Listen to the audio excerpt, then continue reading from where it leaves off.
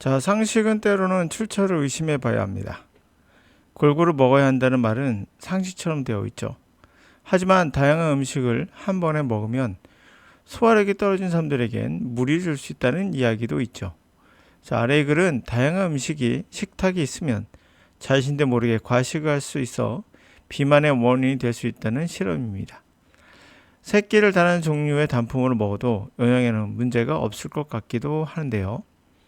자, 우리는 다양한 음식 골고루 먹자 했는데 그게 오히려 비만을 일으킬 수 있다라는 얘기거든요. 자, 우리가 상식처럼 생각했던 것들이 얼마나 어리석은 짓이었는지를 알 수 있는 사례는 많습니다.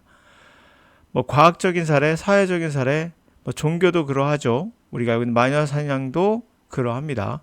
그건 그 당시에는 상식이었을 겁니다. 지금은 아니죠. 여자에게 참정권을 주지 않았던 것은 그 당시에는 상식이지만 지금은 아니죠.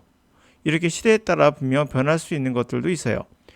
그러나 가장 중요한 것은 우리 인간에 관련된 것은 인문학적인 요소라고 한다면 과학적 요소도 같이 함께 변화를 맞이하잖아요. 바로 언어가 바로 그러한 영역이었습니다. 한때 언어는 우리가 시대에 따라 인문학에 가까운 요소가 있었는데 지금 과학의 영역이죠. 그래서 대표적인 영어의 사례는 단어 암기의 신화. 이것을 내가 신화라고 표현한 것은 로마 신화, 그리스 신화 같이 단어 암기. 예를 들면 10,000단어 알면, 20,000단어 알면, 30,000단어 알면 뭔가 될 것 같은 착각을 갖고 있거든요. 우리 사람들이. 그만큼 단어 암기가 힘들기 때문에 그래요. 신화 같은 이야기가 되는 겁니다. 이러한 과학적 근거가 없는 인문학적, 어쩌면 그리스 신화 같은 이야기. 그래서 아직도 단어장에 목매고 있는 분들 많죠. 영어 패턴 학습 같은 경우도 그러하고요. 말하기 위해 문장을 만드는 법. 특히 영작 같은 경우가 그러하죠. 자, 영작이라는 건 뭐예요? 문장을 만드는 거니까 기본적으로 문법 베이스예요. 그러므로 말하기 위해 문장을 만드는 법이다. 이미 듣기가 완성이 됐을 때는 모르겠어요.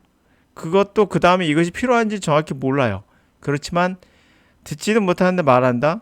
읽지도 못하는데 쓴다. 이런 개념을 보시면 됩니다.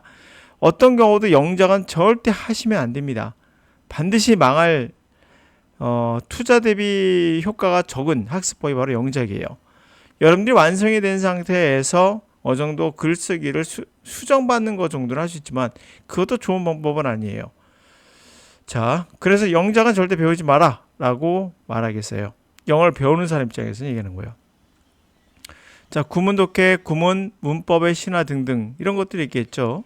이것도 제가 왜 신화라고 하는 이유를 아실 겁니다. 구문 독해나 문법이라는 것은 기본적으로 영어를 분석하는 수학이나 공학적 관점에서 보는 거거든요. 자, 한국어인 모국어와 영어가 각각 하나의 언어잖아요. 다른 언어입니다, 분명. 근데 동시에 서로 섞여 있는 영역이 있어요. 제가 말하는 게 이해가 되는 것도 사실은 한국어라고 생각하지만 그 안에 들어가면 과연 어떻게 이해가 되는지는 우리는 잘 몰라요. 그러므로 영어가 어떻게 우리말처럼 이해가 되는 것도 잘 모릅니다. 이것은 암기의 영역도 패턴 학습의 영역도 아니라는 얘기죠. 그 사람의 말이 영어로 해도 국어로 해도 다른 소리죠. 그런데도 같은 의미로 다가온다는 것은 그것이 문법은 절대 아닙니다. 그러니까 문법으로 이것이 온다는 것이 아닌 거예요. 학습이 된다는 것이 아니죠. 소리가 달라요. 분명 다르죠. 아자와 어자가 다른데 이거를 같은 의미로 해석한다고 생각해 보세요. 어떻겠습니까? 이게 영어와 국어의 공통점인 거예요. 이걸 어떻게 같은 의미로 받아들일까? 우리는 그러고 있어요, 사실. 누차 말씀드렸지만 눈이 온다고 할 때 눈은 어떤 눈이죠? 눈사람 할 때 눈도 되지만 눈물 할 때 눈도 되거든요. 이렇게 한 발음에 같은 단어인데도 다르게 해석하는 것처럼 같은 발음이 아닌데도 발음이 다른 거죠. 발음이 달라도 같은 의미로 해석할 수 있다는 거죠. 자동차가 있고 카가 있습니다. 그것도 같은 단어가 아니죠. 같은 단어죠. 그러나 같은 발음은 아니죠. 그렇게 생각하시면 영어라는 게 별게 아니다. 우리가 갖고 있는 능력 중에 하나인 눈, 사람, 눈물처럼 똑같은 거다라고 볼 수 있죠. 아무리 몸에 좋은 음식도 과식이 그물인 것처럼 아무리 많은 단어 암기해도 문법을 학습해도 소용없습니다. 영어는 오케스트라처럼 조화를 이뤄 각기 다른 개체가 되는 거예요. 감각 영역이며 인식의 영역이기도 합니다. 눈물일지 눈사람일지 모르나 하여튼간에 같은 발음의 다른 의미, 다른 발음의 같은 의미 이렇게 되는 거죠. 오케스트라를 숫자만 가지고 말할 수 없는 것처럼 영어는 단어의 수보다 문장의 분석보다 더 중요한 것은 바로 조화죠. 그 멋을 잘 살려야 의미를 제대로 즐길 수 있는 겁니다. 음악은 리듬의 소리를 즐기고 영어는 의미의 소리를 즐긴다고 생각합니다. 자, 과식에 관한 이야기를 한번 해볼게요. Think of a buffet table at the party. 파티에서 뷔페 테이블을 생각해 보세요. 아마도 호텔 같은 데서 당시 방문했던 You see platter after platter. 접시마다 different food, 다른 음식을 보게 돼요. You don't eat many this food at home. 집에서는 이렇게 많은 음식 먹지 않아요. You wanna try them. 당신은 그 모든 것들을 try, 한번 시험해 보고 싶어 하죠. 그러나 trying them, 그 모든 것을 try, 시험해 본다는 것은 아마도 mean eating more, 더 많은 것을 먹는다는 거죠. usual, 평소의 사이즈보다도. The availability, 그러한 가능성, different type food, 다른 유형의 음식을 얻을 수 있는 가능성은 하나의 팩터가 돼요. 바로 gaining weight, 몸무게가 부는 요소가 되죠.